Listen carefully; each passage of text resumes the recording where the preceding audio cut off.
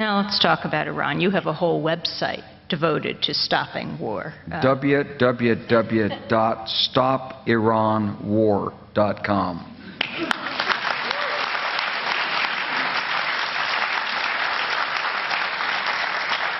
Do you see a replay of what happened in the lead up to the war with Iraq? The allegations of the weapons of mass destruction, the media leaping on to the bandwagon?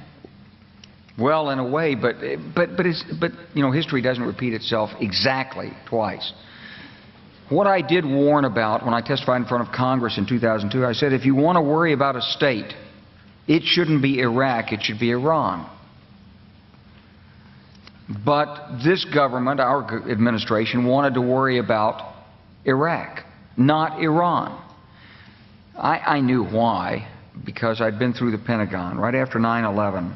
About 10 days after 9/11, I went through the Pentagon and I saw Secretary Rumsfeld and Deputy Secretary Wolfowitz. I went downstairs just to say hello to some of the people on the Joint Staff who used to work for me, and one of the generals called me and he said, "Sir, you got to come in. You got to come in and talk to me a second." I said, "Well, you're too busy." He said, "No."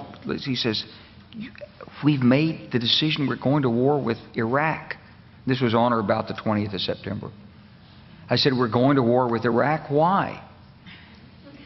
He said, "I don't know." He said, "I guess they don't know what else to do." So I said, "Well, did they find some information connecting Saddam to Al-Qaeda?" He said, No. He says, "There's nothing new that way. They just made the decision to go to war with Iraq." He said, "I guess it's like we don't know what to do about terrorists, but we've got a good military and we can take down governments." And he said, "I guess if the only tool you have is a hammer, every problem has to look like a nail." So I came back to see him a few weeks later, and by that time we were bombing in Afghanistan. I said, "Are we still going to war with Iraq?" And he said, "Oh, it's worse than that." He said, he reached over on his desk, he picked up a piece of paper, and he said, I just got this down from upstairs, meaning the Secretary of Defense's office today, and he said, "This is a memo that describes how we're going to take out 7 countries in 5 years, starting with Iraq and then Syria, Lebanon, Libya, Somalia, Sudan, and finishing off Iran."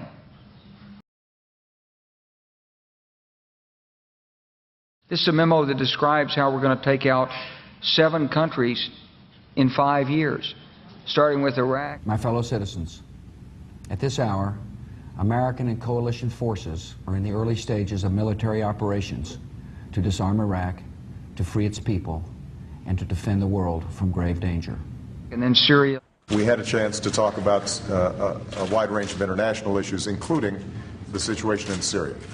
And I have to say that all of us who've been seeing the terrible pictures coming out of Syria and Homs recently recognize it is absolutely imperative for the international community to rally and send a clear message to President Assad that it is time for a transition, it is time for that regime to move on, and it is time to stop the killing of Syrian citizens by their own government. Lebanon. They both had different reasons, the State Department and the White House, for wanting Israel to do it, encouraging them to do it, supporting them. Our Air Force worked very closely with the Israeli Air Force for months before this, not necessarily with a deadline, knowing when it would happen. It was always going to be whenever there was an incident, they would take advantage of an incident. The word I used was fortunate timing.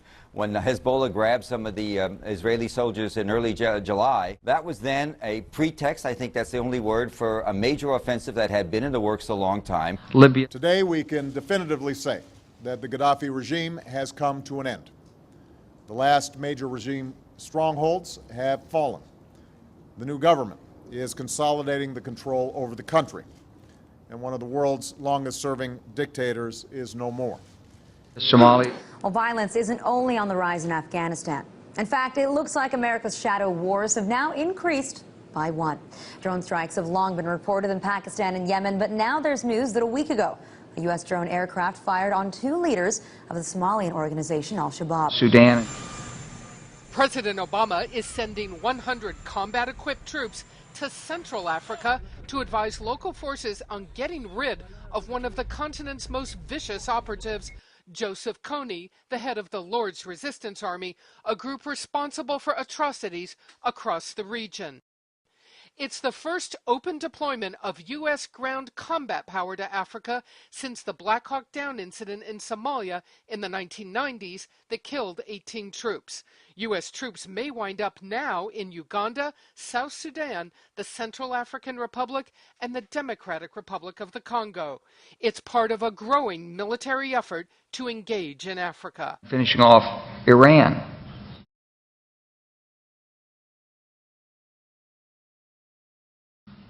I said, is it classified? He said, yes, sir. I said, well, don't show it to me. And I saw him a year or so ago, and I said, you remember that? He said, sir, I didn't show you that memo. I didn't show it to you. I'm sorry, what did you say his name was? I'm not going to give you his name. So go through the countries again.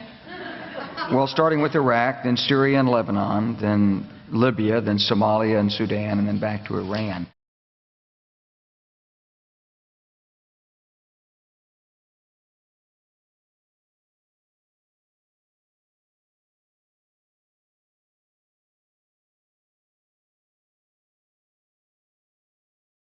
We've never finished the investigation of 9/11 and whether the administration actually misused the intelligence information it had. The evidence seems pretty clear to me. I've seen that for a long time.